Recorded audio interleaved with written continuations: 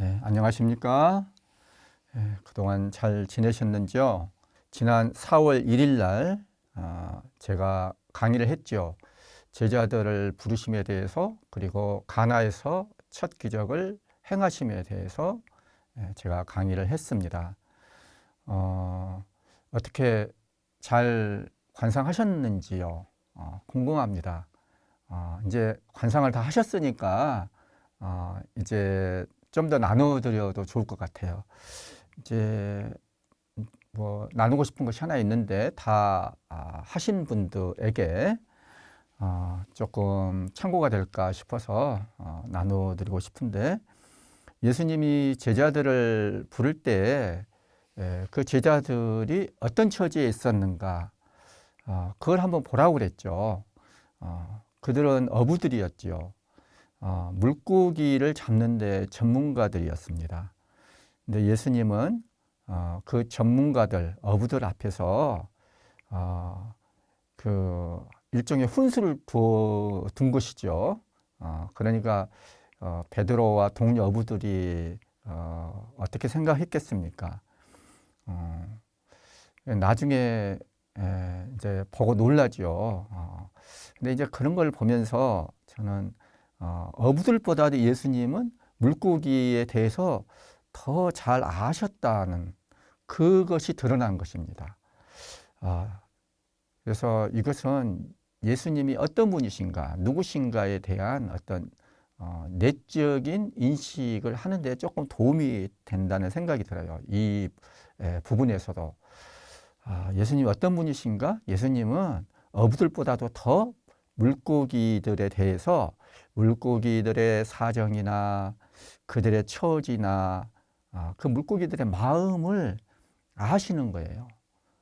어부들은 그런 걸 모르죠. 그냥 물고기 잡는 것에만 전문가지, 그 전에 물고기 입장에서 생각할 줄은 모르는 것이죠. 그러니까 어부들은 우리가 이제 우리 대부분도 마찬가지죠. 먹고 사는데 많이 바쁘잖아요. 눈앞에 이익에 골몰하죠. 물고기를 잡는데 혈안이 있죠. 어떻게 하면 더 많은 물고기를 잡아먹을 수 있을까? 여기에 온 관심이 쏠려 있는 것입니다. 그러면 물고기들 입장에서는 어떻겠습니까? 어떻게 해서든지 잡히지 않으려고 온 신경이 곤두세워져 있겠죠. 그래서 잡느냐 잡히느냐, 그것이 문제였습니다. 이렇게 적대 관계에 있었어요. 인간과 자연이 원죄 상태에서부터서 이런 관계가 된 것이죠. 예수님과 물고기는 이런 어부들과 물고기와는 다른 사이였습니다. 다른 관계에 있었습니다. 예수님은 창조주의 마음으로 물고기를 보시죠. 물고기를 창조하신 분이 물고기보다도 물고기를 더 잘 알아요. 물고기 속을. 그 창조주의 마음으로 물고기를 알고 또 사랑하시는 것이죠. 그 물고기가 주인을 몰라보겠습니까? 물고기도 예수님이 자신들의 주인이라는 것을 뭔가 아는 거예요. 인간들처럼, 어부들한테처럼 불신하거나 경계하지 않습니다. 물고기들은 어부들의 낌새를 알아차리고 한데 뭉쳐서 도망가 있으려고 하죠. 근데 그런 면에서도 어부들은 죄 많은 사람들이라고 볼 수가 있지 않겠습니까? 저는 그런 생각이 들었어요. 이기적인 욕망으로 어떻게든 많은 물고기를 잡아먹으려고만 한 거죠. 그러니까 물고기들도 뭔가 어부들한테서는 그런 기운을 느끼지 않았을까 싶어요. 우리도 한번 생각을 해보세요. 우리와 물고기들의 사이도 그렇지만은 우리가 세상과의 관계가 그렇게 됩니다. 그렇지만 예수님은 자기에게 눈물어서 물고기들을 이렇게 보지 않죠. 그 대상화한다는 말도 씁니다. 좀 전문 용어지만은 그렇게 대상화하지를 않습니다. 오히려 물고기들이 이렇게 대성하지 않고, 그러니까 자기에게 눈물에서 물고기를 보거나 그러지 않기 때문에 오히려 그 물고기들이 어디에 있는지 더 눈에 잘 보이는 것이죠. 마음을 비우고 보면은 더 잘 보이는 것입니다. 그래서 물고기를 사랑하는 만큼 또 그 물고기의 마음도 잘 알고, 그래서 어떻게 해서든지 어부들한테 잡혀 먹히지 않으려고 서로 좋은 피신처를 찾아서 숨어버린 그 물고기의 마음, 그런 것들을 예수님은 잘 아시죠.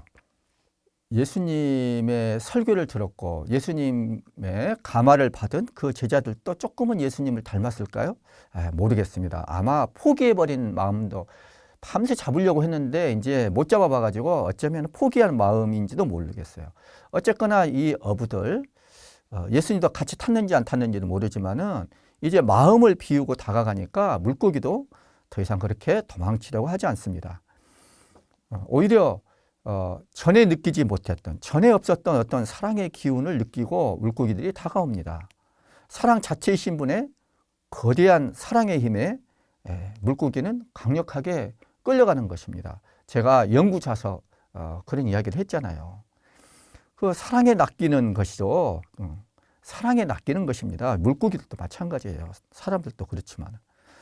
그래서 이제 그 사랑으로 물고기도 낚고 제자들의 마음도 낚으시는 그 예수님. 우리가 관상하면서 그 예수님을 만나볼 수 있지 않을까. 오로지 하느님의 뜻만을 생각하고 그분의 마음으로 세상 모든 존재들을 사랑하는 그곳에 낚이지 않을 물고기들이 어디 있겠습니까? 낚이지 않을 사람들이 어디가 있겠습니까? 그래서 이런 것들을 좀 관상을 한번 이런 마음으로 한번 관상을 해봐도 좋지 않을까? 참고로 한번 더 덧붙여서 말씀드린 것입니다. 제가 이제 그 관상과 관련해서 이런 생각도 할 수 있어요. 관상도 마찬가지입니다. 우리가 알면 사랑하고 사랑하면은 가까이 따르고, 즉 따라쟁이가 되고, 그리고 가까이 따르면 이렇게 따라쟁이가 되면은 보이고 들리죠. 그리고 그때 보고 그때 듣게 되는 것은 전과는 다르게 되겠죠.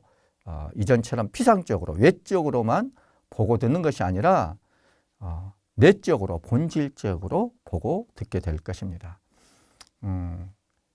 그래서 이 예수님을 바라보면서 우리가 관상하는 법도 좀 더 배울 수 있겠죠.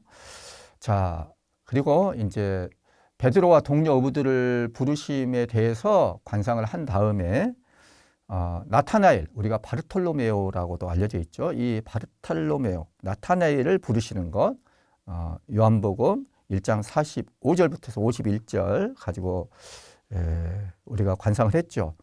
이때도 제가 뭐라고 말씀드렸어요?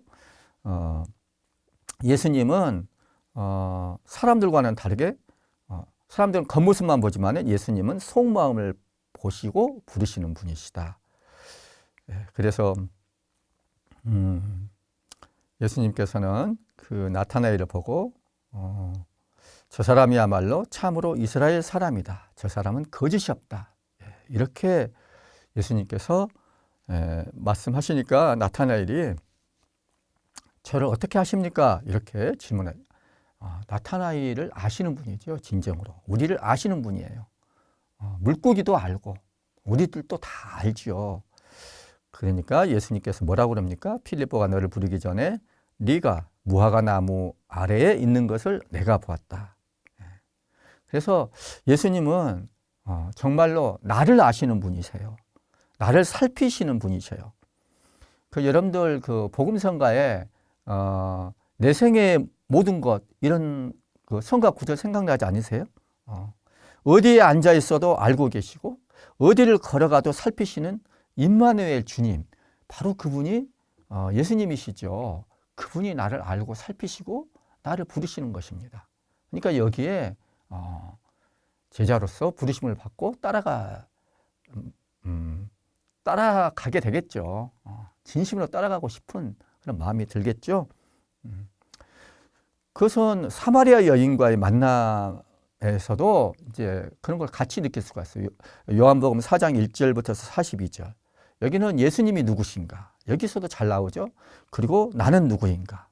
이 두 가지.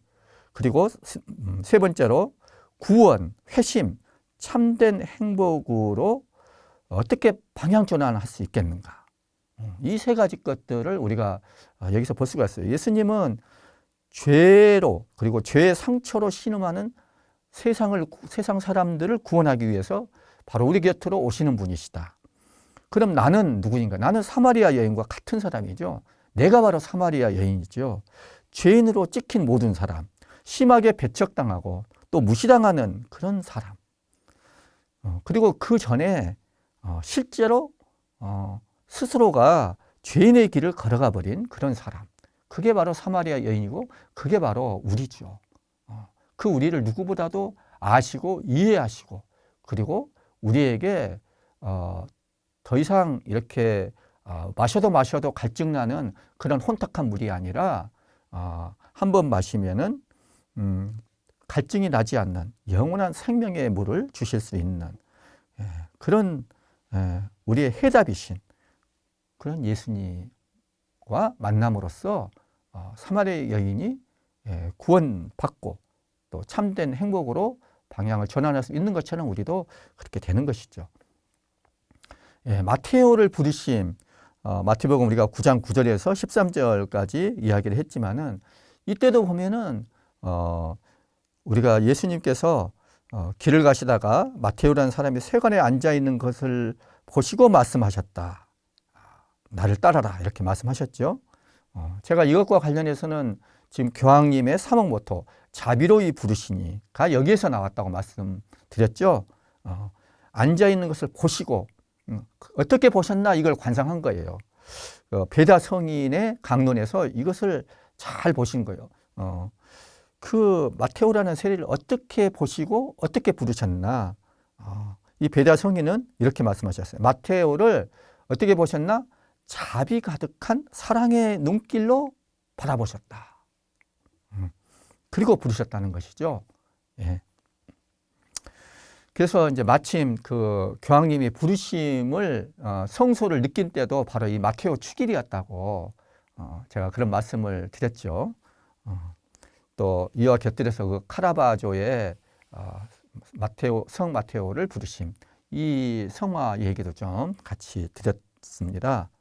그리고 이렇게 이제 부르신 제자들 적어도 한 몇 명일까? 한 5명은 되겠죠? 벌써 그 요한복음 1장에서 나온 이제 그 가나의 혼인잔치 때 첫 번째로 이제 기적을 행하시는데 요한복음 2장 1절부터서 12절까지거든요. 그러면 이제 바로 전에 1장에 나온 1장에서 이렇게 제자들을 부르시는 장면, 거기서 부르시는 제자들만 이렇게 생각을 해보면은 베드로와 안드레아와 요한 그리고 필립과 나타넬 이렇게 5명은 되겠죠. 이 제자들을 데리고 가나의 혼인잔치집에 초대받아서 간 겁니다.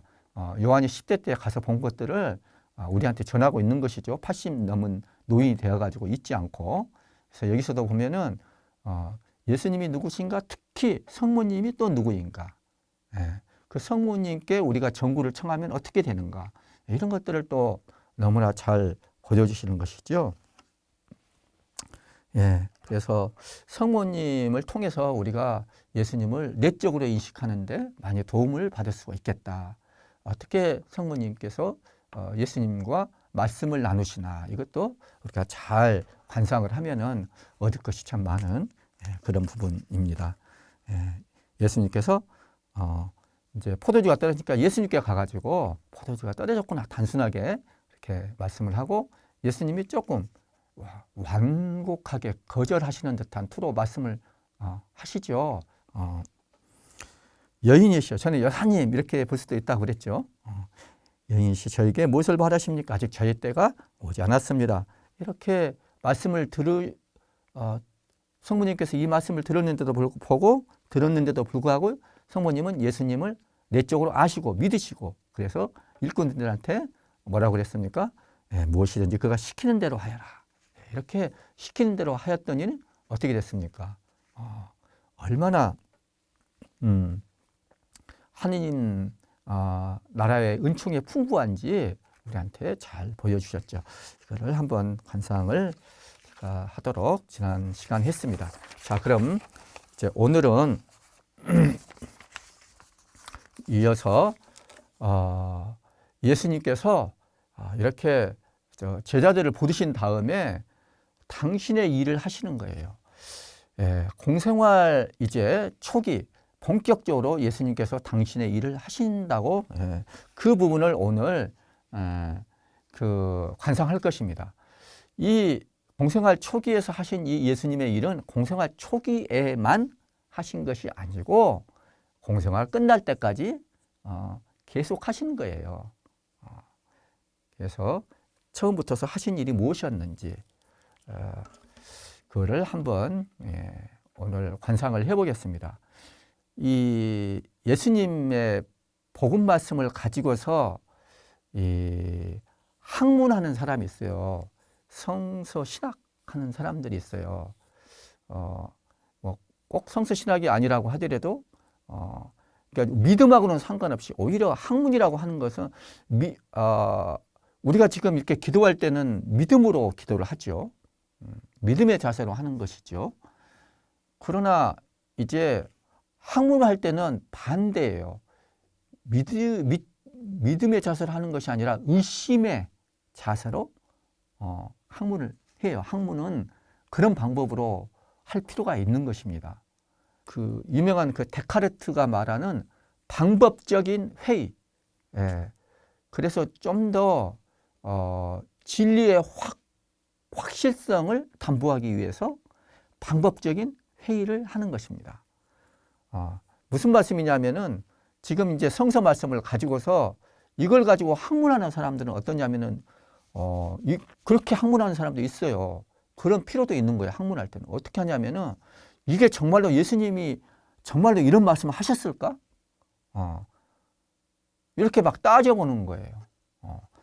그래서 예를 들어서 이제 제가 오늘 기도 자료로 기도 자료에 포함되는 것이기도 하겠습니다만은 예를 들어서 그 마르코복음 이렇게 나와요. 2장 6절에 보면은 중풍병자를 고치시는 부분이에요. 율법학자 몇 사람이 거기에 앉아 있다가 마음속으로 의아하게 생각하였다. 이런 이야기가 나와요. 그 다음에 8절에 예수님께서는 곧바로 그들이 속으로 의아하게 생각하는 것을 당신 영으로 아시고 말씀하셨다. 이런 얘기가 나와요. 근데 이거는 뭐예요? 이제 이런 학자들은 이렇게 어떻게 생각하냐면은 마음속으로 의아하게 생각하였다는 것을 어떻게 알아? 그리고 예수님께서 그들이 의아하게 생각하는 것을 당신 영으로 아시고 말씀하셨다고 그러는데 당신 영으로 어떻게 알아? 이렇게 의문을 품을 수가 있는 거예요. 이런 식으로. 그래서 이제 제가 오늘 드리고 싶은 말씀은 뭐냐면은 성서에 있는 말씀을 이렇게 학문하는 사람들이 아무리 의심하여도 가장 확실하게 이것은 예수님께서 반드시 가장 확실하게 말씀하셨을 것이다 라고 생각하지 않을 수 없는 그런 부분이 있어요. 예수님이 말씀하신 핵심 메시지이기도 한 부분이 있어요. 그게 뭐겠습니까? 그게 뭐냐면은 마르코복음 1장 14절, 15절 부분이에요. 거기에 어떻게 나와 있냐면은 요한이 잡힌 뒤에 예수님께서는 갈릴레아에 가시어 하느님의 복음을 선포하시며 이렇게 말씀하셨다. 때가 차서 하느님의 나라가 가까이 왔다. 회개하고 복음을 믿어라. 이 마르코 복음 1장 15절 이 부분은 가장 확실하게 예수님이 하셨을 것이라고 가장 의심할 수 없는 그런 부분이에요. 때가 차서 하느님 나라가 가까이 왔다. 회개하고 복음을 믿어라. 이 부분이에요. 이게 예수님의 핵심 메시지이기도 한 거예요. 공생활 초기부터서 계속해서 하신 일이 뭡니까? 하느님 나라를 선포하시는 거, 복음을 선포하시는 거. 이것이 예수님이 하신 가장 확실한 일입니다. 때가 차서 하느님의 나라가 가까이 왔다. 회개하고 복음 믿어라. 이렇게 하느님 나라를 선포했다. 복음을 선포했다. 이것입니다. 특히 여기서는 이제 마르코복음에서는 요한이 잡힌 뒤에라고 그랬어요. 요한이 왜 잡혀간지는 여러분들 아시죠? 그 헤로데 영주 일로 이렇게 그 바른 소리를 해가지고 잡혀간 거죠. 요한이 잡혀가고 나니까 이제 요한은 더 이상 일을 할 수가 없어요. 그러니까 예수님께서 이제 더욱 이제 갈릴레에 가셔가지고 본격적으로 이 복음 선포, 하느님 나라를 선포하는 일을 하신 것입니다. 하느님의 나라를 선포하는 거예요. 하늘나라, 마태복음에서는 하느님이라는 말보다도 하늘나라라고도 많이 하죠. 천국, 이 하느님 나라를 선포하셨다. 어떻게 선포하셨을까요? 일단 생각과 말과 행위 이런 이야기 하죠. 생각, 마음 내면이죠. 마음으로는 뭐냐? 하느님의 나라라고 하는 것은 하느님의 마음이 하느님이 다스리는 그 마음이에요.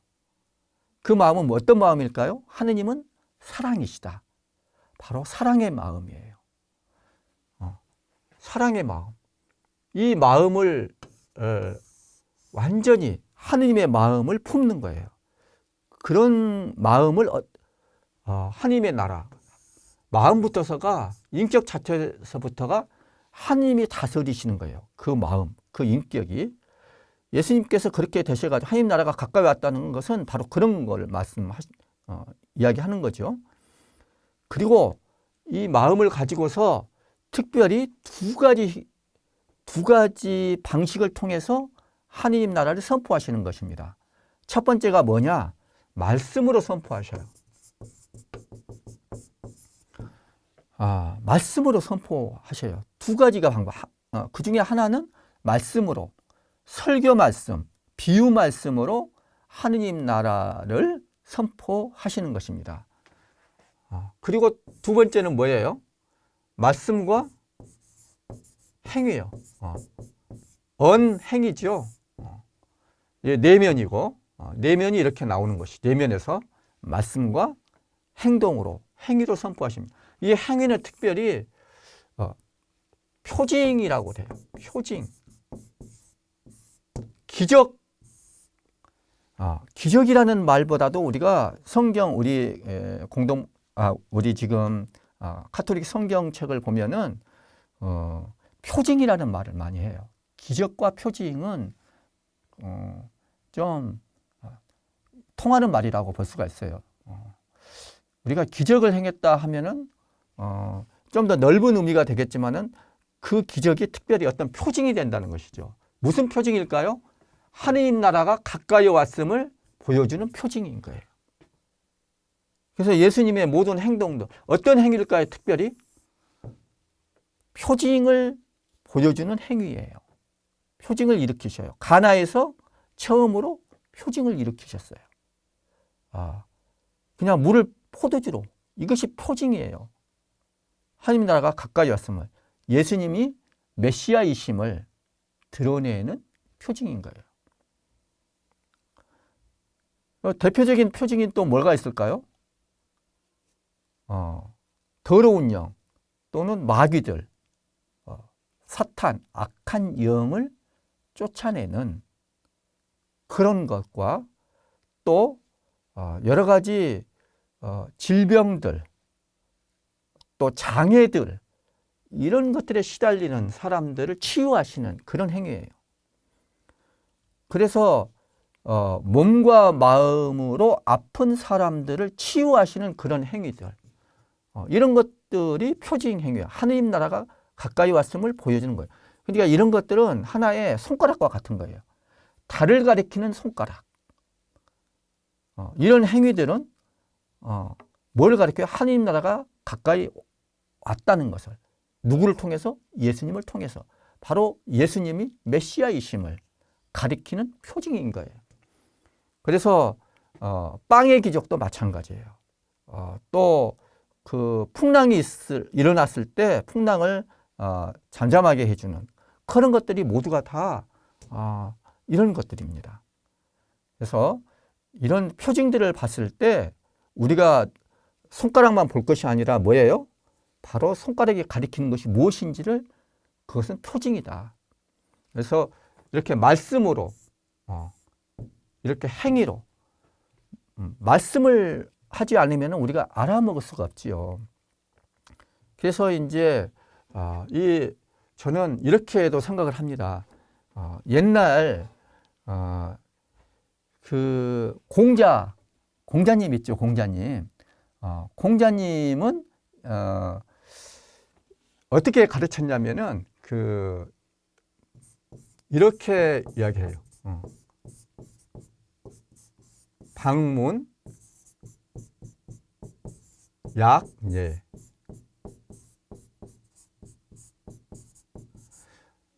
공자님의 가르침은 이 두 가지로 이렇게 대변된대요. 이 말씀으로, 글을 통해서 진리를 넓게 알도록 하는 거, 아는 거, 이것하고, 그리고 예를 통해서 그것을 요약하는 것.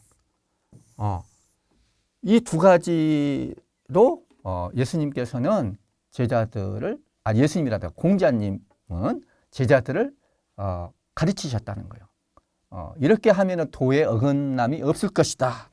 예, 이런 이야기를 했다는 거예요. 예, 그래서 이것은 관심이 있는 분들은 그 논어의 옹야편 25항과 자한편 10항을 참고하시면 돼요. 거기에 나와 있어요. 통한다고 생각을 합니다. 말씀으로 자세하게 하나님 나라에 대해서 가르쳐 주신 것이에요. 비유 말씀으로, 또 설교 말씀으로 하나님 나라에 대해서 널리 알 수 있도록, 자세하게 알 수 있도록 말씀으로 가르치신 거예요. 그리고 이제 예를 통해서 그것을 진리가 요약, 공자님 유교적인 진리죠. 그 가르침을 예를 통해서 요약한 것처럼 예가 그런 것이잖아요. 우리가 전례도 마찬가지예요. 전례, 칠성사, 성사들도 다 그런 거예요. 그래서 여기서 이것은 표징 행위와 마찬가지예요. 예수님께서 이런 것들을 우리가 항상 유념을 하시면 좋겠어요. 자, 그래서 이것은 이 정도로 말씀드리고, 제가 이제 이런 것들 여러분들이 처음으로 좀 생각을 하시고서 기도를 하시면 좋겠어요. 그래서 처음으로 제가 여러분들한테 나눠드릴 기도 자료는 마르코복음 1장 21절에서 39절. 1장 21절에서 39절까지. 이거는 예수님께서 공생활 초기에, 그 이후로도 계속 되겠지만은 특히 공생활 초기에 가파르나움을 무대로 해서 복음 선포를 하셨어요. 어떻게 하루하루를 사셨나, 예수님 하루의 일상을 좀 들여다볼 수 있는 그런 부분이에요. 예수님이 공생을 하시면서 어떻게 사셨지 궁금하지 않으셔요?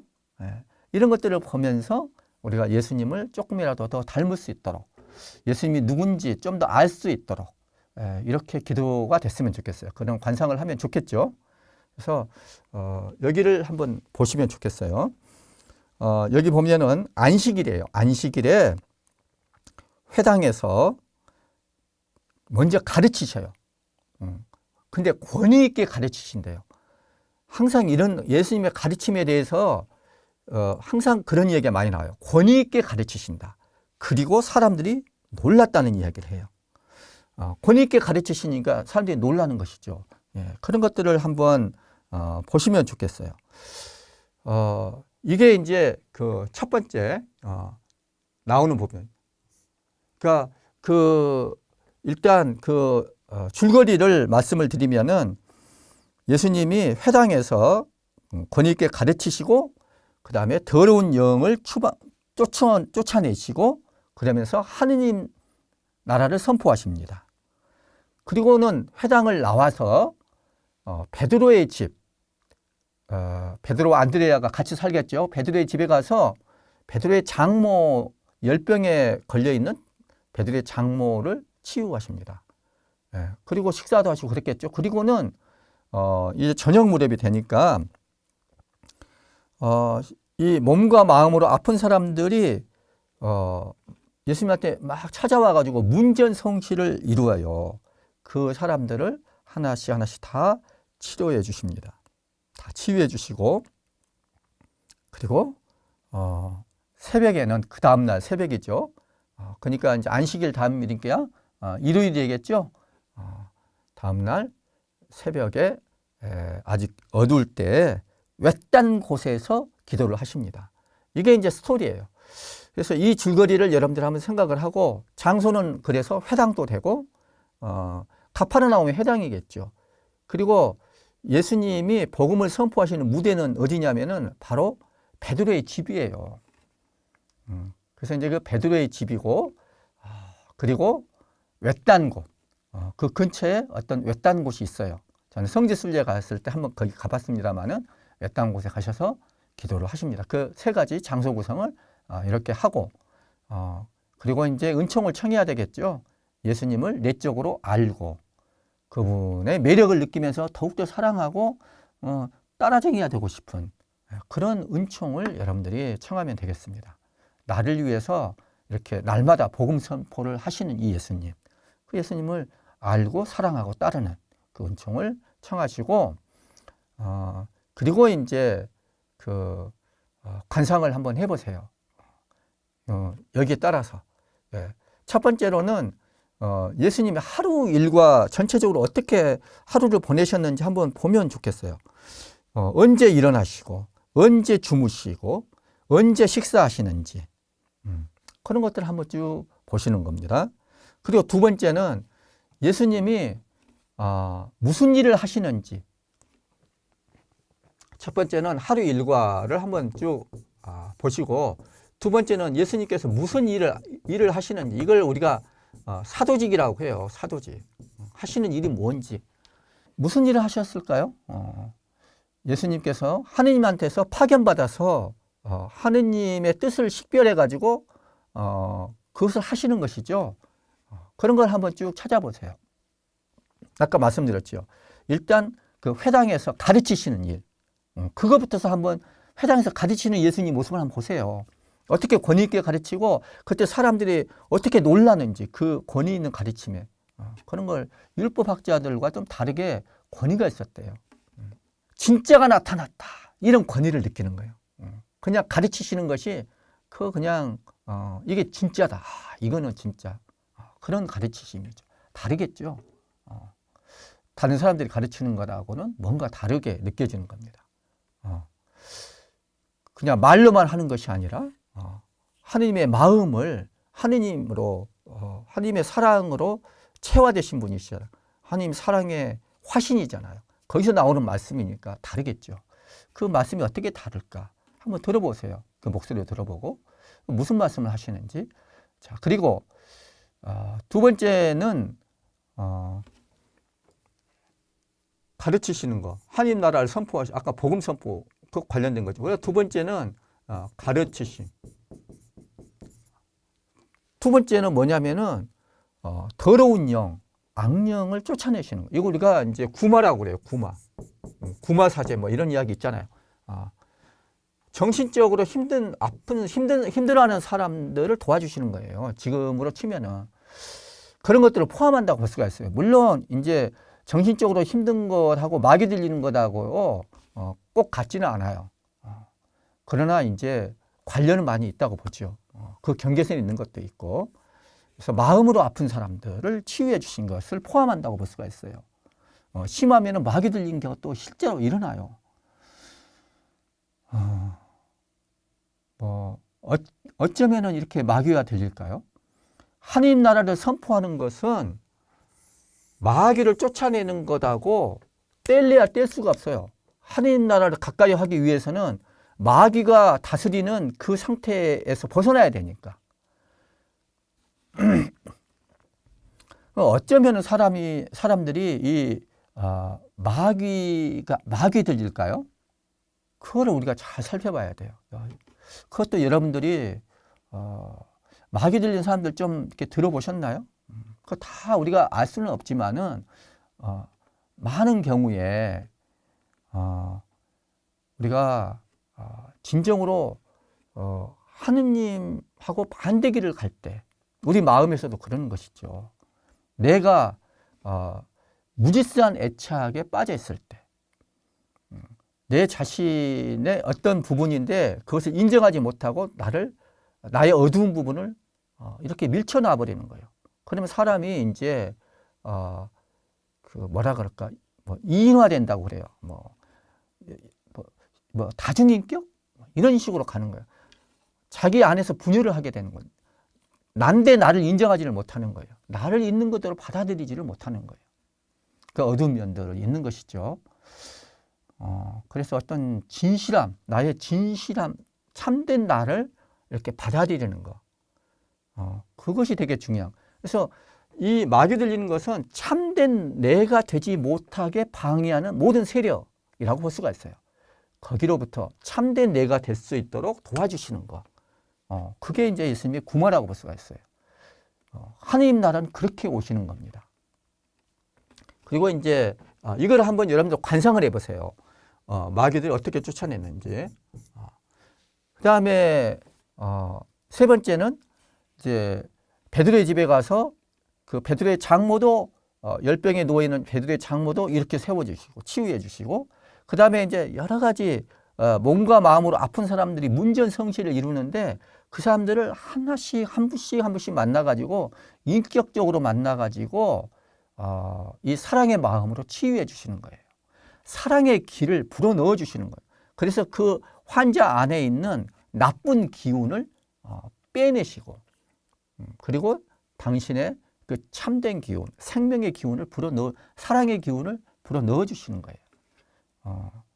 그래서 이제 이런 것들 어떻게 치유가 일어났는지, 그래서 이것은 치유예요. 이게 다 하나님 나라를 선포하는 것들이죠. 제가 말씀드렸죠 아까. 그리고 그 다음에 예수님께서는 이제 세 번째로 기도를 하셔요. 그 이튿날 새벽에 보니까 아직 캄캄할 때 외딴 곳에 가셨다고 그래요. 외딴 곳, 아무도 없는 곳. 하느님과만 함께하는 그 시간. 여러분들 기도하는 시간이 그런 시간이잖아요. 그래서 그 시간을 통해서 하느님의 뜻을 식별하면서 하느님의 기운을 마음껏 당신의 기운으로 이렇게 일치시키는, 하느님과 일치하는 그런 시간. 그래서 하느님이 이것의 어떤 원동력이 되는 것이죠. 이런 일을 하는 그런 것들을 한번 쭉 관상을 해보세요. 그리고 여러분들이 청하고 싶은 것들, 조금이라도 어떻게 예수님을 더 알고 싶고 더 매력을 느끼고 사랑하고 좀 더 닮을 수 있도록 여러분들이 필요한 은총 청하시면 되겠습니다. 이게 이제 첫 번째 기도 자료고요. 자, 두 번째는 이것은 하루를 전체 이렇게 보는 거고, 그러니까 자세히 다 할 수는 없지요. 조금 이렇게 하루를 쭉 한번 따라가 보면서 함께 한번 해보시면 되겠고요. 두 번째는 저는 치유하시는 거, 이거를 한번 관상을 해보셨으면 좋겠어요. 마르코복음 1장 39절까지였는데 바로 그 뒤에 마르코복음 1장 40절부터 마르코복음 1장 40절부터서 45절까지, 그리고 45절 끝난 다음에 마르코복음 2장으로 넘어갑니다. 2장 1절부터서 12절까지. 이것은 나병 환자를 치유하시는 장면이고, 이거는 중풍병자, 중풍병자를 치유하시는 그런 이야기예요. 이것을 다 하셔도 좋고, 그냥 이거 하나, 요거 또는 요거 하나만 하셔도 돼요. 그리고 나중에 뭐 하셔도 되겠죠. 그래서 이걸 두 번째 자료로 드립니다. 이제 예수님께서 그 공생활 하루를 보낼 때 기도하시러 가셨잖아요. 이제 제자들이 막 찾습니다. 예수님이 안 보여가지고. 거기 보면은 모두 스승님을 찾고 있습니다. 예수님한테 가가지고 그래요. 모두 스승님을 찾고 있습니다. 그러니까 예수님이 다른 이웃 고을들을 찾아가자. 그곳에도 내가 복음을 선포해야 한다. 사실 나는 그 일을 하려고 떠나온 것이다. 이게 이제 이 전에 마지막 장면이에요. 그런데 모두 스승님을 찾고 있습니다. 그러는데 이 모두를 대표하는 사람, 이라고 할 수 있는 사람이 예수님을 찾아와요.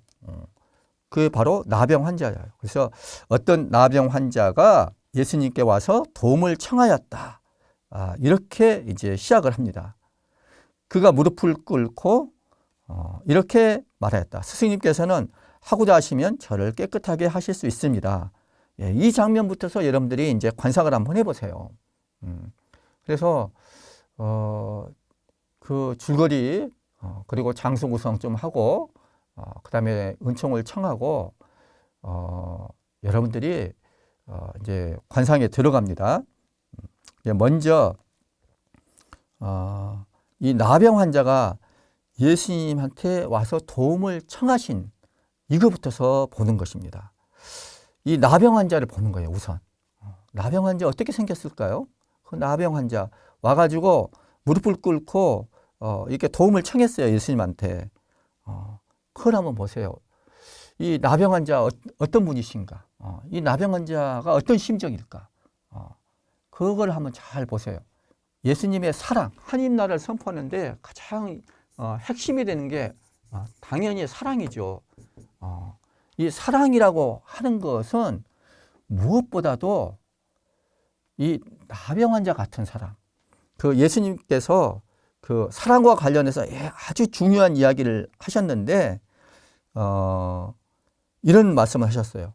예수님이 가르침을 요약하면은 사랑의 이중계명, 뭐 내가 너희를 사랑한 것처럼 너희도 서로 사랑하여라. 이런 얘기 아니겠어요? 사랑이에요. 예수님의 가르침의 핵심은. 그리고 예수님은 사랑의 화신인 거예요. 하느님 사랑, 신적 사랑의 화신인 거예요. 인간적인 사랑이 아니라. 근데 그 사랑이 어떤 사랑인가? 그 사랑은 마태복음 25장 40절 그리고 45절에 나와 있는 것처럼 너희가 내 형제들인 이 가장 작은 이들 가운데 한 사람에게 해준 것이 바로 나에게 해준 것이다. 가장 작은 이들 가운데 한 사람. 가장 작은 이들 가운데 한 사람. 지금 나병 환자 한 사람이 왔어요. 이 나병 환자야말로 가장 작은 이들 가운데 한 사람이에요. 이 작다는 것은 우리가 가장 꺼려하는 거예요. 우리는 큰 것을 좋아하죠. 큰 사람이 되기를 바라고. 근데 예수님은 가장 작은 이들 가운데 한 사람. 이 사람한테 하는 것이 어떤 것이냐. 그러니까 사랑이 얼마나 진짜 사랑인가. 예수님의 사랑을 닮은 것인가. 이것을 보려면은 먼저 가장 작은 이들 가운데 한 사람한테 내가 어떻게 해줄 수 있는가. 그래서 뭐라 그럴까요? 의뢰 위치에 속한 사람, 이 사람 쉽게 무시당하고 쉽게 차별당하고 쉽게 이렇게 피하고 싶고 우리가 가장 좀 혐오할 수도 있는 혐오감을 느낄 수도 있는 그런 사람이에요. 그래서 아시시의 성 프란치스코는 이 나병 환자를 가장 혐오했어요. 자기가 너무 이렇게 가까이 하고 싶지 않은 거예요. 그냥 두려움이 커가지고. 그래서 나중에 이 아시시의 성 프란치스코가 이 나병 환자 한 사람을 끌어안음으로써 이 두려움에서 벗어났다고 그러잖아요. 굉장히 중요한 포인트가 된다고 그러는데 예수님을 가장 닮았다고 하는 성인이 바로 이 아시시의 성 프란치스코인데 그만큼 우리가 예수님의 사랑을 담는 가장 중요한 포인트가 뭐냐? 이 나병 환자와 같은 사람, 가장 피하고 싶은 사람, 우리 사회에서 가장 이렇게 내쳐진 사람, 가장 하여튼 그런 사람, 나병 환자를 한번 잘 보세요. 나에게 나병 환자 하면 떠오르는 사람이 누군가 한번 보세요. 또는 나의 내면에서도 나중에서도 나의 어떤 모습이 나병 환자와 같이 여겨지는 그 부분, 그걸 내가 받아들이느냐 밀쳐내느냐에 따라서 이거야말로 하느님 나라하고 마귀의 나라가 여기서 나오는 거예요. 그렇다고 봅니다. 하여튼 이런 것들 한번 잘 보세요. 그래서 나병 환자 잘 보시고 그 목소리도 한번 잘 들어보시고 무릎을 꿇고 이렇게 청하는 그 목소리도 한번 잘 들어보세요. 자, 그 다음에 두 번째는 뭐냐면은 이제 예수님께서 가엾은 마음이 드셔서 손을 내밀어 그에게 대시며 말씀하셨다. 내가 하고자 하니 깨끗하게 되어라. 이게 이제 41절에 나오는 말이에요. 옛날 공동번역에서는 가엾은 마음 대신에 치근한 마음이 드시어 이렇게 됐어요. 그 손을 내밀어 대신에 그에게 손을 갖다 대시며 이렇게 했어요. 자, 어쨌거나 가엾은 마음, 중요한 것은 가엾은 마음이에요. 가엾은 마음이 드셨다는 거예요. 그리고 마음이 어떻게 돼요? 행동으로 표출돼요. 손을 대신 거예요. 가엾은 마음이 드셔서 손을 내밀어. 또는 공동번역에 나온 것처럼 손을 갖다 대시며. 좀 손을 갖다 대는 게 두려워요. 나도 옮을까 봐. 그 율법에서는 그거 대라고 하지 말라고 그랬거든요. 그래서 이제 그런 경우가 참 많습니다. 근데 예수님은 뭐가 더 큰 거예요? 가엾은 마음. 그래서 사랑의 첫 번째 핵심이 뭐냐? 가장 작은 이들 가운데서 한 사람한테 해준 거. 이거고, 두 번째는 뭔가? 가엾은 마음이에요. 가엾은 마음은 자비의 마음하고 같아요. 자비. 우리말로 자비. 함께 기뻐하고 함께 슬퍼한다. 불교용어로 그런 뜻이래요. 함께 하는 거. 그래서 이게 그리스어로는 이 배짱, 창자, 창자, 내장, 단장, 창자가 끊어지는 아픔. 그것이 가엾은 마음이에요. 그냥 이 나병 환자를 보고 가엾은 마음이 들었다고 그랬는데 이 가엾은 마음은 뭐예요? 나의 창자가 끊어지는 것 같은 그런 아픔을 함께 느끼는 거예요. 여러분들 창자가 끊어지는 듯한 아픔을 느껴본 적이 있나요? 저는 초등학교 1학년 들어가가지고 숙제 못하고 막 스트레스 많이 받으면서 창자가 끊어지는 아픔을 느꼈어요. 그래서 그 책상에다가 이렇게 남 모르게 와 이렇게 누른 적이 있어요. 이 단장이라고 그러죠. 단장의 미아를 고개. 이 단장이 뭐예요?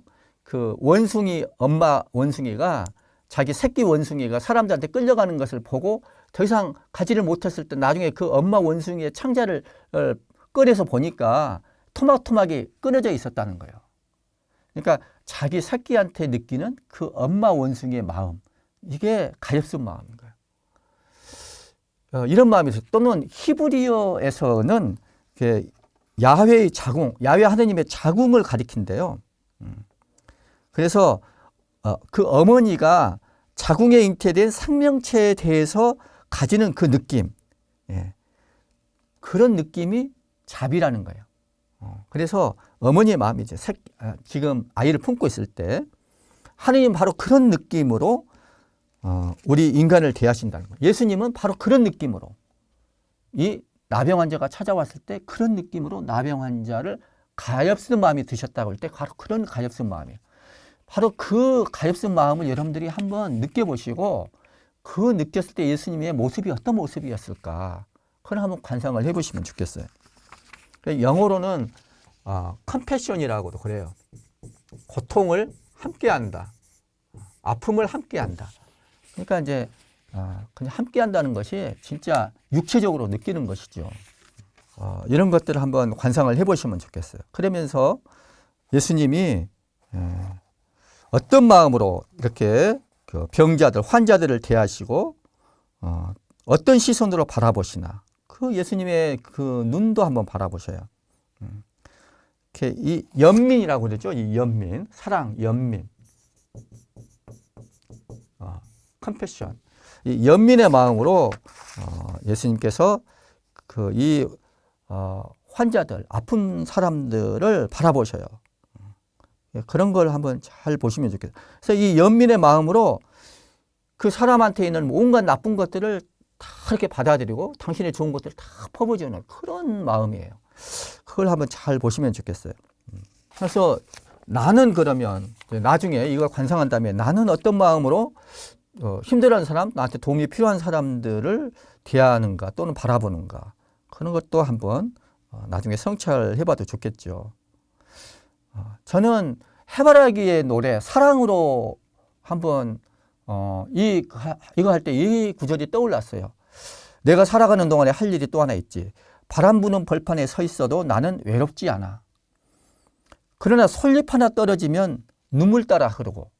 이게 연민의 마음이에요. 이게 바로 가엾은 마음, 연민의 마음, 사랑, 자비 이런 거예요.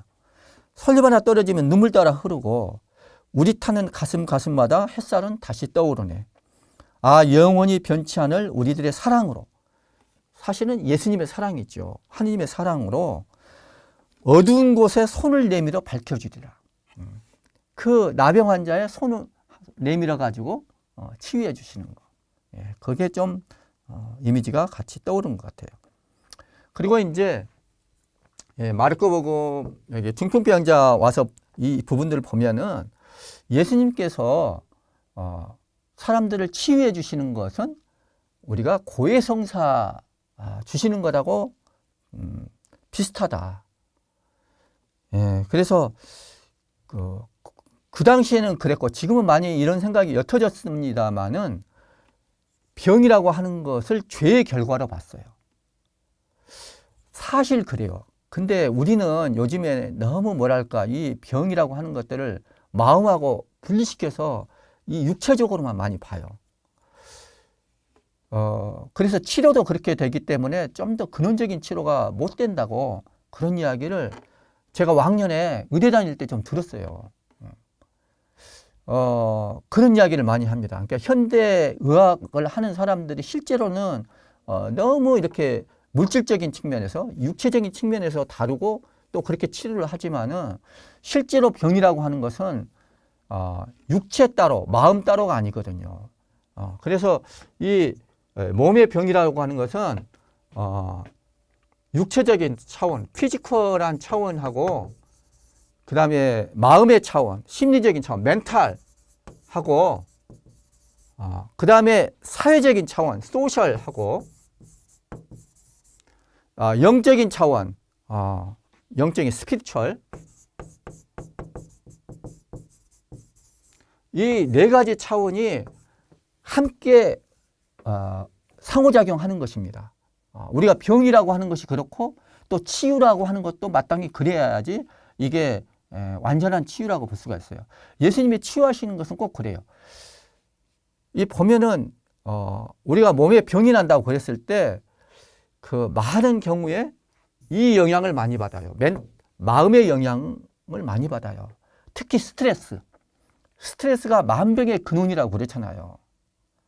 근데 이 스트레스는 어떻게 받습니까? 여러 가지가 있겠습니다만은 이 심리적인 이 마음의 아픔, 마음의 병, 스트레스는 많은 경우에 이 소셜, 사회적인 관계 때문에 나오는 거예요. 이 네 가지 차원은 참 그 세계보건기구 WHO에서 이야기한 거예요. 건강이란 세계보건기구의 정의에 따르면은 단지 병이 없거나 허약하지 않는 것을 의미하는 것이 아니고 육체적으로, 정신적으로, 사회적으로, 그리고 영적으로 완전히 양호한 상태를 의미한다. 이렇게 이야기를 해요. 그래서 이 보면은 이것 밑에 이거 육체적인 질병 그 밑에 좀 더 근원적으로 정신적인 문제가 있는 거예요. 근데 이 정신적인 문제는 그 밑바닥에 뭐가 있냐? 사회적인 관계의 문제가 있어요. 인간관계의 문제가 있는 거예요. 그래서 예를 들어서 스트레스가 언제 가장 많이 나오냐면은 가장 중요한 사람, 가장 사랑하는 사람, 아끼는 사람과의 사별, 그런 것이 많이 포함돼요. 그래서 어디 보니까 건강의 75%가 정신에 달려 있다고 하고, 근데 이 심리학자들 얘기를 들어보면은 이 첫 번째 이유는 정신적인 이 건강을 잃게 되는 첫 번째 이유는 사회적인 고립이라는 거예요. 이거 밑바닥에는 사회적인 고립이 자리 잡고 있다는 거지. 남들한테 무시당하는 거, 소외당하는 거, 이런 것들이죠. 그리고 두 번째는 배우자나 자식들 이런 중요한 사람들을 잃었을 때 상실감이에요. 큰 사건을 겪었을 때 이런 충격들. 이게 두 번째. 큰 스트레스는 이런 거예요. 가족과 사별한다. 중요한 사람을 상실하는 거죠. 이게 너무나 이게 다 사회적인 건 거예요. 이게. 그리고 세 번째는 자신감이 겨루고, 이거는 순순히 이제 이런 거고, 네 번째는 하고 있는 일에 대한 불만족이라는 거예요. 내가 왜 이런 직장을 택했는가? 내가 왜 이런 직장인가? 왜 이런 직업을 택했는가? 내가 왜 이런 직장인가? 이런 자기 일에 대한 그런 불만족. 이런 것들이 크대요. 그 다음에 이제, 하여튼 이런 것들이 중요한 거예요. 이렇게 사회적인 이것의 밑바닥에는 육체적인 것 밑바탕에는 정신적인 것이 있고, 정신적인 것 밑바닥에는 사회적인 인간관계가 중요한 거예요. 인간 고통이 가장 큰 고통인 거예요. 자, 근데 이것은 그 밑바탕에는 뭐가 있나? 인간관계의 밑바탕에는 하느님과의 관계, 영과의 관계가 중요한 거예요. 나의 어떤 가치관들, 이런 것들이 밑바탕에 자리를 잡고 있는 거예요. 예, 그리고 이 네 가지는 다 영향을 주고받습니다만 저는 이게 가장 근본적이에요. 예수님께서는 어떻게 치유를 해주시나? 바로 죄의 결과라는 거. 너의 죄는 용서받았다. 예수님께서 그렇게 해요. 예수님께서 그들의 믿음을 보셨다 그래요. 그 4명 이제 중증병에 걸린 사람, 이렇게 가족이나 아주 가까운 사람이 되겠죠. 그런 사람들이 이렇게 어떻게 해서든지 예의를 써가지고 지붕을 뜯어내가지고 이렇게 예수님한테 데려다 주신 게 그 믿음을 보셨다는 거예요. 그 정성, 이런 것들을 보시고, 얘야 너는 죄를 용서받았다. 이렇게 이야기를 합니다. 5절에. 그리고 10절에 보면은 이제 사람의 아들이 땅에서 죄를 용서하는 권한을 가지고 있음을 너희에게 알게 해주겠다. 그래서 치유를 하는 걸 보면은 죄의 결과라는 거. 죄라고 하는 것은 뭡니까? 하느님하고 관계예요. 하느님과 화해하지 못하는 관계.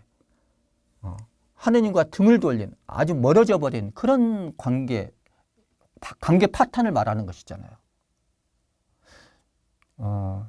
이걸 이야기하려면 시간이 길어지니까 어쨌거나 죄의 결과고, 그런 것들 때문에 사랑이신 하느님과의 관계가 가장 근본적인 관계, 그것은 부모님과의 관계하고도 연관돼요. 이런 근본적인 인간관계에 영향을 미치고, 이 인간관계, 사랑으로 인간과 소통하지 못하고 나누지 못하게 됐을 때 정신적인 문제가 생기는 거예요. 그리고 여기까지 나오는 거예요. 그래서 여기서부터서 해결이 되면 근본부터서 해가지고 다 해결이 돼요. 그래서 육체적인 중풍, 여러분들 그 중풍이라고 하는 것이 저희 아버지도 중풍으로 쓰러지셨어요. 근데 그 전에 여러 가지 있었지만은 여러분들 그 음식 문제도 있기는 있어요. 음식도 여러분들이 잘 먹어야 돼요. 너무 막 먹고 싶은 대로 막 단 음식들이 있잖아요. 탄수화물 중독 이럴 때 빠지면 안 돼요. 그래서 먹는 것도 술 같은 거 마음껏 마시고 이러면은 안 되겠죠. 음식, 운동 이런 것도 중요하지만은 더 중요한 거는 스트레스 관리인 거예요. 그래서 우리 아버지가 중풍으로 쓰러지시기 전에 여러 가지 좀 우리 누나가 이제 시집 가는 문제들, 시집을 좀 늦게 갔거든요. 그러니까 그런 어떤 사회적인 관계가 있는 거예요. 그리고 도난을 당했어. 어디 가다가 이제 일본 말로 쓰리 당했다고 그래. 잠깐 조는 사이에 쓰리를 당해가지고 그것 때문에 스트레스, 어떤 상실감 이런 것 때문에 이것도 사회하고 관련된 거예요. 그래서 이런 것 때문에 많이 이제 그런 상태에서 이 뇌졸중, 중풍을 맞게 되신 거예요. 근데 이제 그 전에 저는 이런 게 중요하다고 생각을 해요. 근데 어쨌거나 예수님께서는 이것만 고치시는 게 아니고 그 마음도, 그리고 이거는 사회적인 고립과도 관련되거든요. 그래서 다시 사회의 품으로, 가족의 품으로 돌려보내는 거. 그리고 하느님을 찬양했다. 막 그런 이야기가 막 나와요. 하느님의 관계도 다시 복원되고. 이 네 가지가 완전히 전인적으로 치료를 해주시고, 바로 그런 것들이 하느님 나라가 가까이 왔음을 보여주는 표징이 되는 거예요. 그래서 이런 것들을 좀 이제 제가 안내를 해드리지만은 여러분들 관상을 잘 한번 해보세요. 그래서 여러분들도 관상을 하면서 예수님이 어떻게 이 그 중풍병자를 보시고 어떻게 죄를 용서해 주시는지, 어떤 마음으로, 그런 걸 이렇게 좀 보시고, 혹시 여러분들도 치유가 필요한 곳이 있으면은 나중에 담화할 때 여러분들도 한번 청해 보세요. 또 용서받을 거, 마음에 걸리는 거, 이런 것도 관련이 된 거거든요. 같이 한번 열어서 여러분들이 한번 해보시면 좋겠어요. 그리고 더 나아가서 여러분들도 그 치유와 용서가 필요한 사람들을 예수님한테 데려가는 것도 한번 관상해 볼 수가 있고, 또 여러분이 예수님의 이 치유의 은총을 좀 받아가지고 여러분들도 그 사람한테 그렇게 베풀 수 있는 그런 은총을 청할 수도 있겠어요. 이렇게 기도를 좀 하시면 좋겠습니다. 자, 그리고 이제 세 번째는 마르코복음 7장 31절에서부터 37절, 그리고 8장 22절에서 26절. 이거 하나만 하든지, 요것 또는 요것을 하든지, 아니면 묶어서 같이 하셔도 돼요. 이건 뭐냐면은 기먹고 말 더듬는 일을 치유하시는 거고, 이것은 벳사이다 소경을 치유하시는 거예요. 이거 소통의 장애죠. 이거 장애예요. 장애인을 치료하는 거예요. 장애를 겪고 있는 거. 그래서 이렇게 듣고 말하는 것 있잖아요. 듣고 말하는 것이 안 돼. 이것은 보는 것. 소경이에요. 벳사이다 소경. 근데 보면은 예수님께서 복음을 선포할 때 이렇게 그 듣지 못하는 사람이 듣고 말하지 못하는 사람이 말하고, 그리고 보지 못하는 사람이 보게 하고, 이것이 굉장히 중요한 표징이에요. 메시아의 표징이기도 해요. 하느님 나라가 가까이 있음을 알려주는 되게 중요한 사건이에요. 그래서 이런 것들을 한번 관상을 해보셨으면 좋겠어요. 이 두 가지는 서로 상통하는 점도 있고 조금 달라지는 부분도 있어요. 우선 보면은 이 7장 31절과 8장 22절, 이거 보면은 뭐냐면은 예수님이 이제 갈릴레아 호수로 돌아오시자 사람들이 귀먹고 말더듬는 이를 예수님께 데리고 와서 그에게 손을 얹어 주십사고 청하였다. 근데 여기서는 8장 22절에서 비슷해요. 그들은 벳사이다로 갔다. 그런데 사람들이 눈먼이를 예수님께 데리고 와서 그에게 손을 대어 주십사고 청하였다. 비슷해요, 둘이. 장애를 앓고 있는 사람들이 데리고 와가지고 손을 대어 주시라고, 손을 얹어 주시라고 이렇게 청하는 거예요. 그런 대목이 이제 그렇게 이제 시작이 그렇게 됩니다. 그 다음에 이제 두 번째는 그분께서 이제 이 7장 이제 3절에 가면은 이렇게 나옵니다. 32절에 그렇고 3절에 가면은 뭐라고 나오냐면은 예수님께서는 그를 군중에게서 따로 데리고 나가셔서 그래요. 근데 여기서도 마찬가지예요. 여기서도 벳사다 소경 왔을 때는 그분께서는 그 눈먼이의 손을 잡아 마을 밖으로 데리고 나가셔서, 그러니까 데리고 나가셔요. 따로 데리고 나가셔요. 둘만의 시간을 갖는 거예요. 그 둘만의 시간, 함께 좀 친밀해지는, 개별적으로 만나는, 예수님이 그런 마음을 볼 수가 있어요. 우리가 장애를 앓고 있는 사람은 둘만의 시간을 따로 이렇게 함께 친밀하는 시간을 그 사람이 전부인 그런 시간을 마련하겠다는 것이죠. 그리고 이어서 당신 손가락을 그의 두 귀에 넣으셨다가 침을 발라 그의 혀에 손을 대셨다. 그리고 여기 소경의 경우에는 그의 두 눈에 침을 바르시고 그에게 손을 얹으신 다음, 이게 비슷해요. 뭐냐면은 스킨십을 하는 거야. 침을 바르고. 그러니까 자기 내면에 있는 예수님의 침이라고 하는 것은 예수님의 어떤 속에 있는 굉장히 중요한 마음이 그게 담겨 있는 것이죠. 예수님의 영의 상징이라고 볼 수가 있어요. 이 침. 그리고 손가락을 두 귀에 넣으셔서 혀에 손을 대셨다. 침을 발라서. 근데 두의 귀, 손, 혀 이런 것도 있고, 그 다음에 여기는 두 눈에 침을 바르시고 손을 얹으셨다. 이런 스킨십을 하는데, 근데 이게 대단히 감각신경이 밀집한 곳이에요. 그래서 여러분들 한번 찾아보세요. 호문쿨루스라고.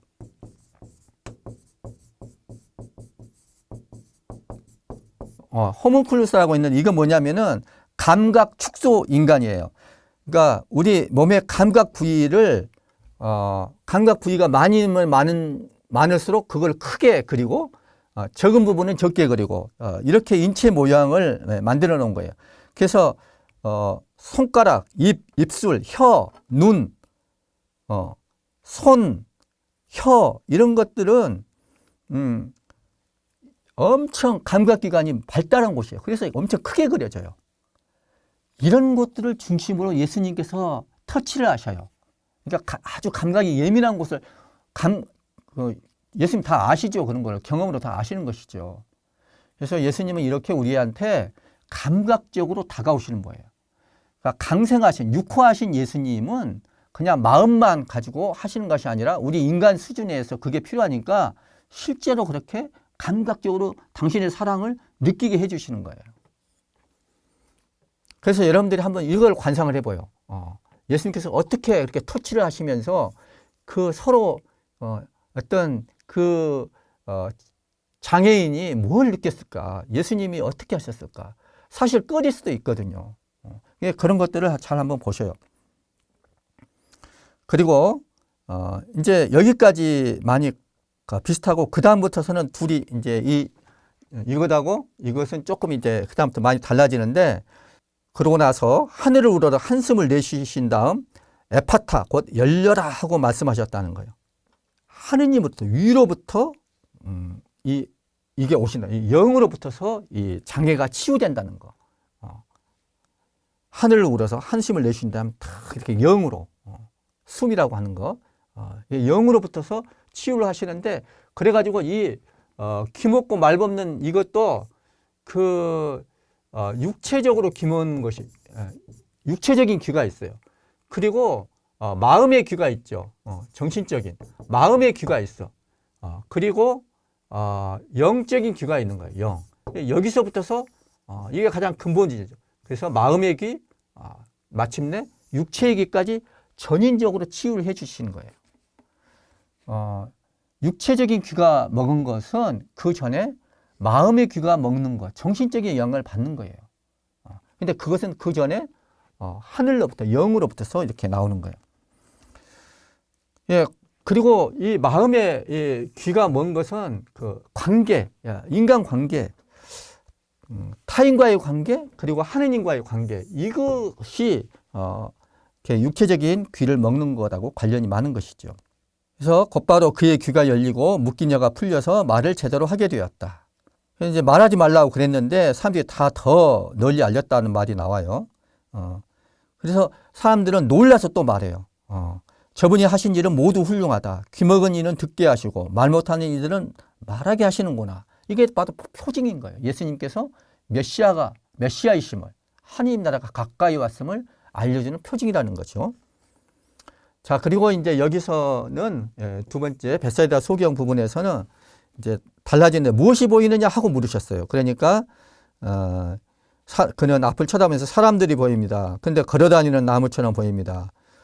그분께서 또다시 그의 두 눈에 손을 얹으시니 그가 똑똑히 보게 되었다. 그는 시력이 회복되어 모든 것을 뚜렷이 보게 된다. 이것은 앞에서는 곧바로 딱 눈이 이제 곧바로 귀가 열리고 묶인 자가 풀려가지고 말을 하는데 여기서는 곧바로가 아니라 단계적으로 처음에 나무가 걸어가는 것처럼 점점 이렇게 단계적으로 조금 달라지죠. 이런 부분이. 그리고 여기서 또 하나 이제 첨가되는 것은 예수님께서는 그를 집으로 보내시면서 저 마을로는 들어가지 마라 하고 말씀하셨다. 이렇게 나와요. 근데 이걸 보면은 뭐냐면은 이게 듣는 것도 그렇고 눈으로 보는 것도 그렇고 눈으로 보는 것도 육적인 눈이 있고 육체적인 눈이 있어요. 마음의 눈이 있어요. 정신적인 눈. 그 다음에 영적으로 보는 눈이 있어요.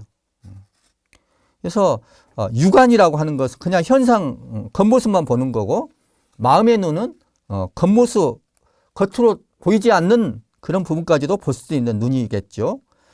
영적인 눈은 뭘까요? 신앙의 눈, 예수님의 눈으로, 예수님의 마음으로 보는 눈, 예수님의 마음으로, 예수님의 눈으로 하느님 나라를 볼 수 있는, 하나님의 신비를 볼 수 있는 그런 영적인 눈이에요. 그래서 이런 것들 여러분들 같이 이렇게 봤으면 좋겠어요. 관상을 좀 해주시고, 자, 그 다음에 이제 마지막으로 예수님은 하나님 나라를 어떻게 선포하셨나? 말씀으로, 설교 말씀으로 선포하셨다고 그렇죠. 그게 이제 가장 유명한 대목이 뭐예요? 산상 설교지요. 그래서 마태복음 5장, 6장, 7장 이게 가장 유명한 거예요.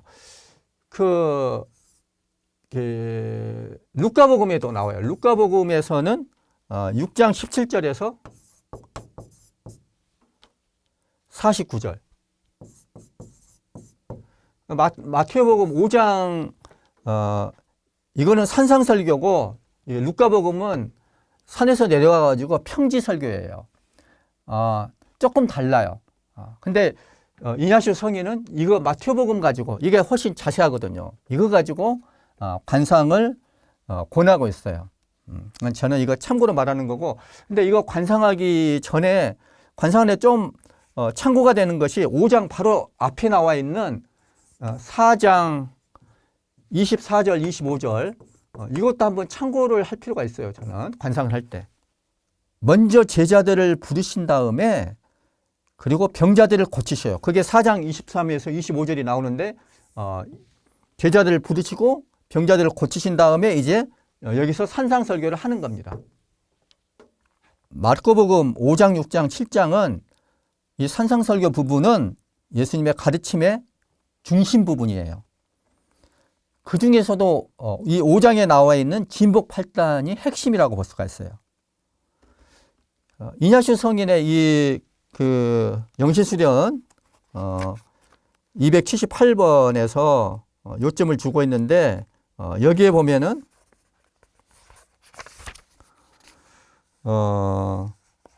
5장 1절에서부터서 48절 5장을 중심으로 1요점,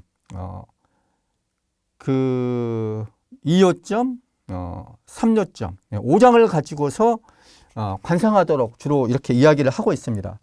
이걸 가지고서 하셔도 돼요. 이걸 3개 부분으로 나눠 가지고 하나씩 이렇게 관상하는 방법도 있지만은 그렇게 관상하면은 6장, 7장은 그냥 영적 독사로 이제 하는 것이죠. 또 하나의 방법이 있어요. 관상을 하는 또 하나의 방법은 뭐냐면은 이렇게 볼 수가 있어요.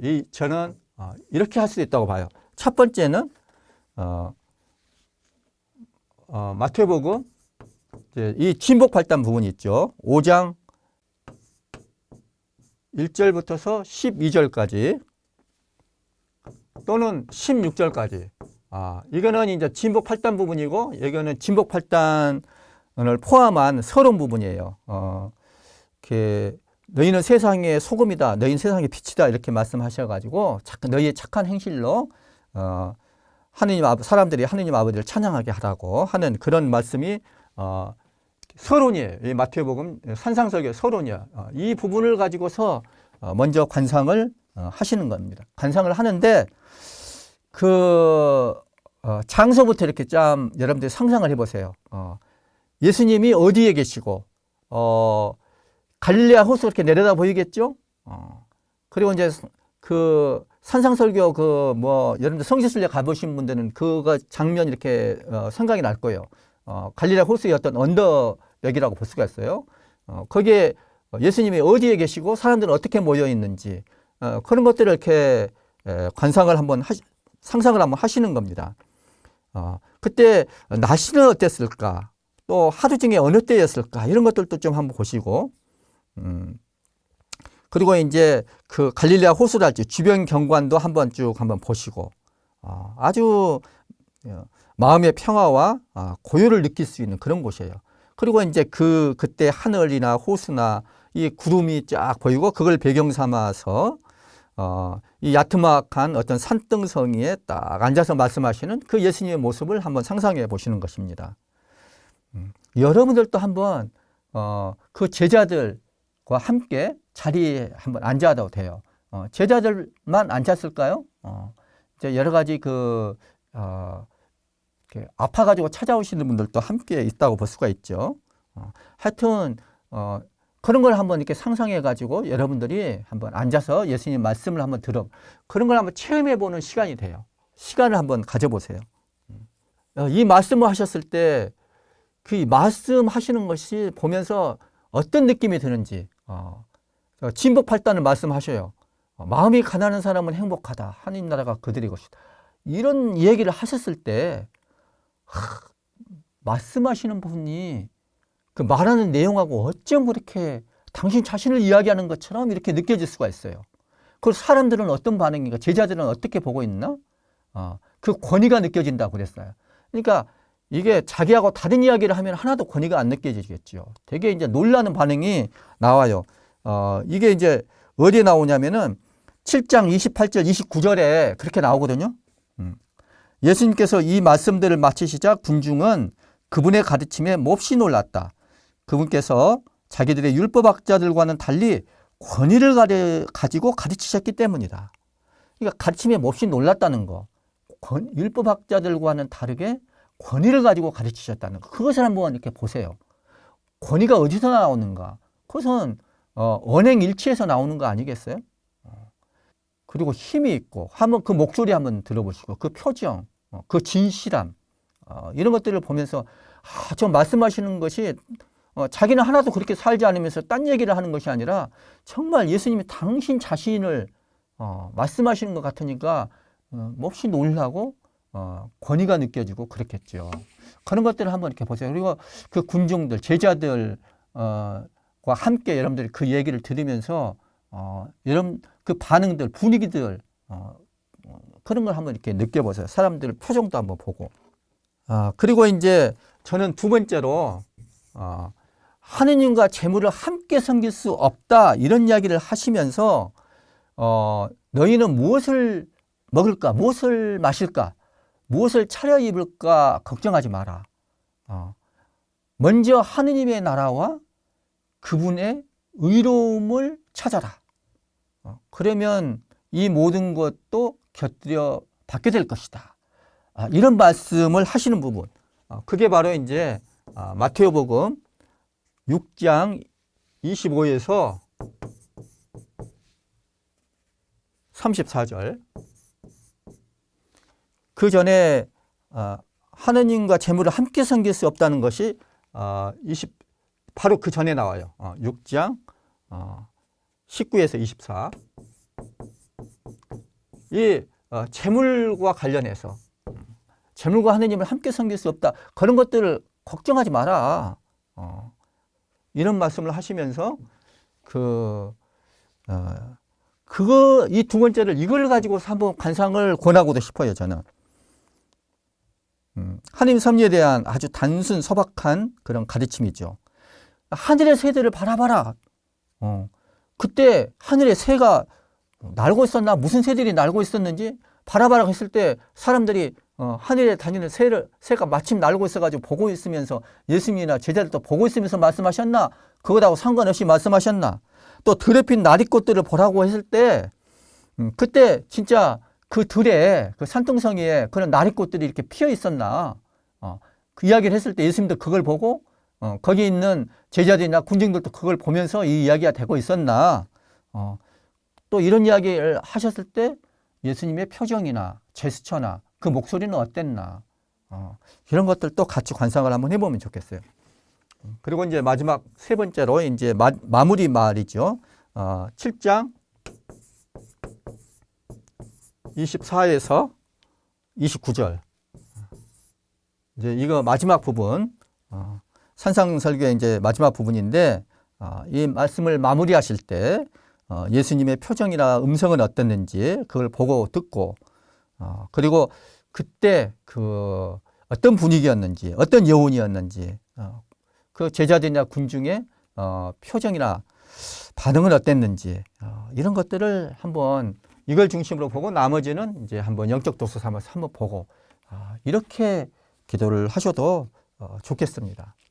이 산상설교를 이렇게 보면서 이렇게 요즘에 제가 많이 보면서 그걸 막 보면서 엄청 감동의 눈물을 많이 흘린 그런 사람 이야기가 떠올랐어요. 여러분들 7월 아니요. 지금 4월이죠. 4월 10일부터 재개봉을 했대요. 다큐멘터리 영화예요. 아시죠? 뭐예요? 어른 김장아. 저는 이 예수님의 산상설교 말씀을 보면서 그분 이야기가 이렇게 떠올랐어요. 그 다큐멘터리가 많이 떠올랐어요. 이 산상설교 부분은 예수님이 제자들한테 정말 참된 행복을 누리려면 어떻게 해야 된다. 이 말씀을 하시는 거죠. 근데 그 말씀은 당신 이야기예요. 당신이 그렇게 사셨어요. 특히 진복팔단. 진복팔단은 바로 예수님 당신 이야기예요. 정말 행복한 신앙인이 되려면 어떻게 해야 되나? 정말로 예수님을 닮은 그분의 제자가 되려면 어떻게 해야 되나? 그 가르침은 여기에 진복팔단에 많이 녹아져 있다고 생각을 해요. 마음이 가난한 사람은 행복하다. 이 말씀부터 시작해요. 이것부터가 예수님이 이야기해요. 이 마음이 가난하다는 것은 마음속에서 내 것이라는 것이 없어요. 내 것은 다 하나님의 것이다. 그러면 사람은 행복하죠. 하늘나라가 그들의 것이다. 이건 하느님이 다스린 거예요. 이 마음을. 하느님과 재물을 함께 섬길 수 없다 그랬죠. 그래서 내 것이 없어요. 그냥 마음부터서가. 그래서 이번에 이제 그 어른 김장아 보니까 그분이 그런 사람이더라고. 자기 것이 없어, 자기 것이. 이 모든 것들은 내가 아픈 사람들 치료해가지고 다 번 돈인데 돈도 어마어마하게 많이 벌었어요. 그냥 진짜 놀랐어. 그 한약방 그 하면서 그 일단 효험이 많이 좋았겠죠. 입소문이 났겠죠. 거기다가 이분은 돈 벌 욕심이 없었기 때문에 싸게 해준 거야. 그런데 이제 돈이 어마어마하게 벌리는데 이것은 아픈 사람들한테서 내가 받은 돈이니까 함부로 쓸 수가 없다. 이건 내 것이 아니다. 사회의 것이다. 그래서 이분의 여러 가지 좋은 제자들이 많지만 그중에 이번에 이 사람이 유명해진 게 된 게 그 사람 제자 중에 하나가 이번에 헌법재판관인 그 문형배? 문형배 재판관이에요. 그래서 이분을 통해서 알려져 버린 거야, 이분. 이 김장을. 나는 처음에 이 유튜브에 이게 떠가지고 보니까는 도대체 이 김장을 사람이 뭔데 저렇게 막 이야기하지? 약간 거부감이 느꼈어. 뭔 사람이라고 저렇게 했나? 근데 나중에 보고 나서 제가 이제 넷플릭스 들어가지고 이분 다큐멘터리를 봤거든요. 와, 그냥 이렇게 눈물을 참을 수가 없더라고요. 감동의 눈물. 이분은 그래서 그 생각이 다르더라고요.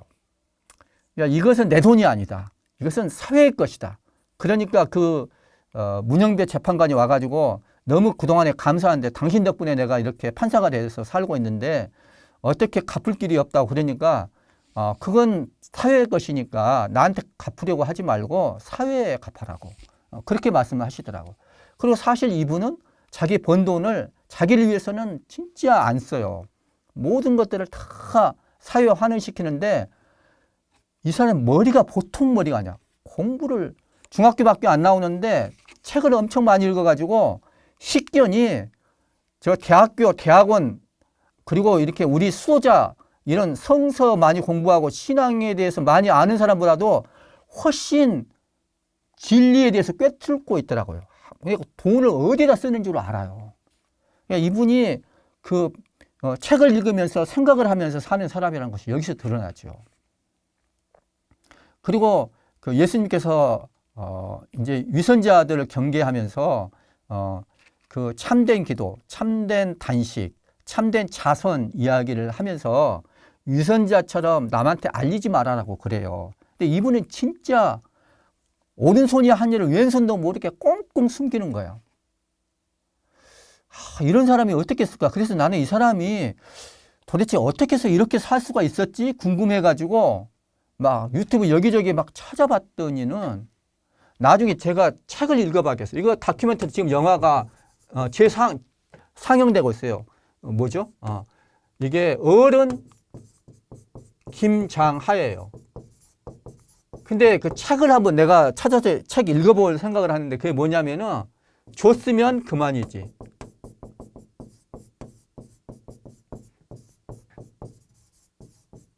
이런 책이래요. 근데 제가 관심을 갖는 것은 제가 부끄럽더라고요. 그러니까 은수자보다도 진짜 살아있는 세상 속에서 살아가고 있는 은수자가 이런 거구나. 그래서 이 사람이 무슨 신앙이 없을까?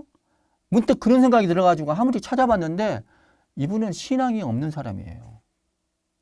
근데 어떻게 신앙인보다도 더 신앙인, 더 예수님의 최고의 제자 같아요. 물론 이번에 돌아가신 뭐 두봉주 교님이랄지 이태석 신부님 이런 분들도 참 감동적이죠. 근데 이분 나름대로 또 그분과는 또 색깔이 다르게 굉장한 감동을 줘요. 근데 어디서 이런 삶이 나올 수 있었을까? 제가 보니까 이분은 할아버지가 중요했더라고요. 할아버지가 향교의 뭐더라? 향교에서 무슨 책임자였어요. 그러니까 완전히 한학자이신 거야.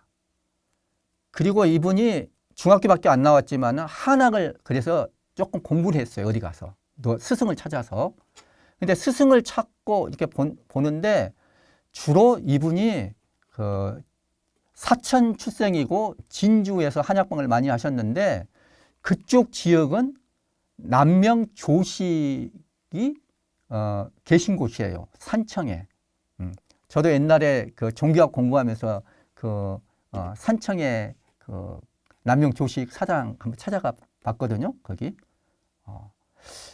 우리 그때 이제 종교학과에서 같이 한번 간 적이 있어요.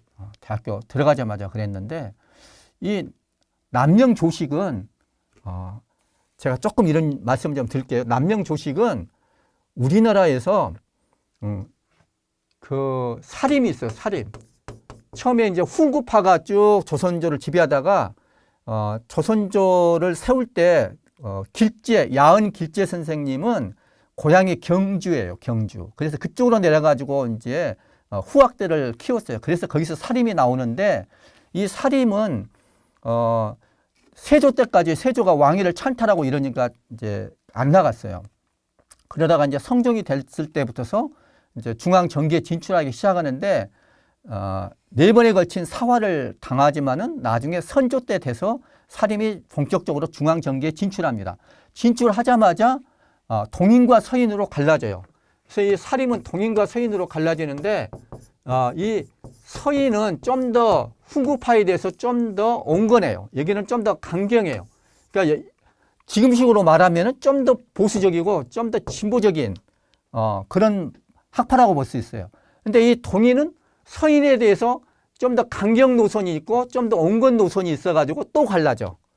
그래서 여기는 훈구파에 대해서 온건한 보수적이고, 동인 중에서도 북인이 있고 남인이 있어요. 남인은 서인에 대해서 좀 더 온건해, 좀 더 보수적인 거야. 북인은 가장 진보적이라고 볼 수가 있어요. 그런데 이 북인 남인의 학맥은 퇴계 제자들이 많고 서인은 율곡 제자들이 많아요. 이 북인은 남명 조식이에요. 그리고 화담 서경덕 이 둘의 제자들이 이제 북인을 이루었는데, 이 북인이 나중에 우리 카톨릭을 받아들이는 성호 이익이랄지 카톨릭 지식인들이 있죠. 조선이 주도적으로 이렇게 우리 교회를 창설했다 그러잖아요. 선교사의 도움 없이. 그런데 그게 바로 북인에서 나왔어. 북인. 우리 지식인은.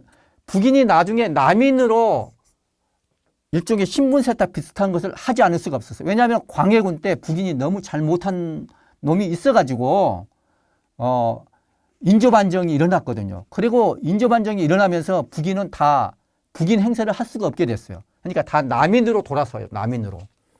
근데 남인으로 돌아서는데 원래 북인 출신의 남인들이 나중에 카톨릭을 받아들이는 주력 부대가 된 거예요. 근데 이 남인 중에서 이 조식은 어떤 사람이냐? 내적으로는 경건하다고 할 때 우리가 신앙심, 경이라고 할 수가 있어요. 외적으로는 의의를 강조해. 경과 의의를. 그래서 되게 실천적인 사람이고, 그 다음에 이 퇴계나 율곡은 굉장히 순수주자주의를 표방한 사람들이에요. 이런 것들을 추구했던 사람인데, 이 북인은 굉장히 개방적인 사람들이야. 주장만이 아니라 제자백가 사상을 두루 포용을 하고 도가나 도교, 다른 종교 사상에도 열려있던 사람들이야. 그러니까 여기서 카톨릭도 나중에 받아들이게 되는 것이지. 그런데 이 남명 조식이 여러분들 그 토정 이지암 아시죠? 토정 비결로 유명한 이지암도 이 북인이에요. 이 잡학들 그리고 이제 행동들을 강조하기 때문에 곽재우 의병 같은 이런 분들 의병 운동을 하는데 이 북인 출신들이 굉장히 많아요. 그래서 실천하는 것, 행동하는 것들을 의로움을 추구하는 것들을 되게 강조를 해가지고 나왔는데, 나중에는 그 인조반정 이후에는 북인이 이렇게 다 남인으로 신분세탁 비슷하고, 그래서 남령 조식은 좀 이렇게 많이 수면 아래로 가라앉아 버렸어요. 그런데 이분 김장하가 나타나가지고 그 진주에 있는 경상국립대에 남명학관을 건립을 하고 여기에 대해서 굉장히 이분이 많이 그래서 이 김장하 선생님이 가장 자기한테 롤 모델로 삼은 사람은 할아버지, 그리고 공자, 그리고 남명조식이라고 이야기를 해요. 이분이 세운 그 학교 이름이 명신고등학교거든요. 근데 이 명신이 명명덕, 대학의 명명덕하고 신민,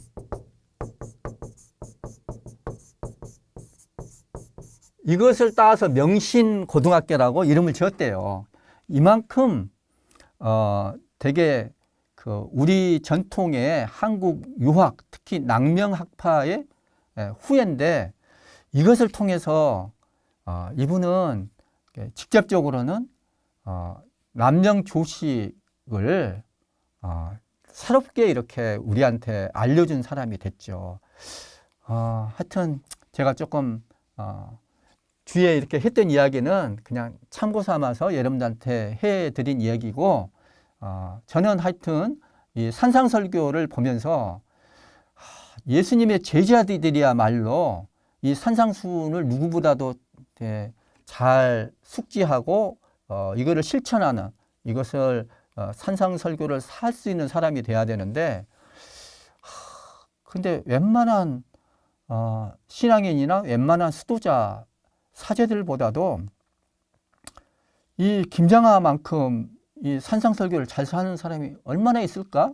문득 그런 생각이 들어요. 진짜 살아있는 은수자, 도시의 은수자가 아닐까, 이런 생각까지도 많이 들더라고요. 그래서 한번 제가 약간 뒤에 좀 많이 이렇게 흥분해 가지고 여러분들한테 나눠드렸는데, 저도 한번 다큐멘터리 넷플릭스로 봤지만은 영화관에서 상영한다니까 한번 영화관 가서도 보려고 그래요. 그래서 그런 걸 보면서 우리가 앞으로 조금 예수님의 제자로서 살아나가는데 좀 도움이 될 수 있는 그런 시간 같이 가져도 좋지 않을까 싶어서 여러분들한테 그냥 나눠드린 것입니다. 네, 감사합니다. 수고 많이 하셨고요.